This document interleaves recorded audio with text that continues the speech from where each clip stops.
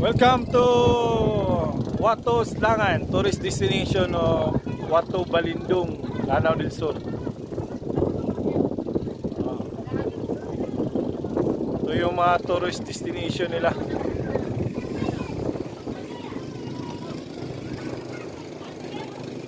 Yan, may mga cottage pa na floating cottage nila.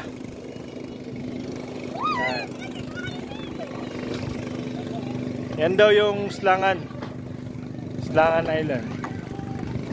Tapos ito yung nirentahan natin for only 1,000 pesos. Tapos magbayad ka ng 100 per ride. Back and forth na yan. Galing doon papunta dito 100. Yan. Yan yung mga floating cottage yan, tag 1,000 yan. Kita nyo? Yan yung floating cottage natin. Maganda.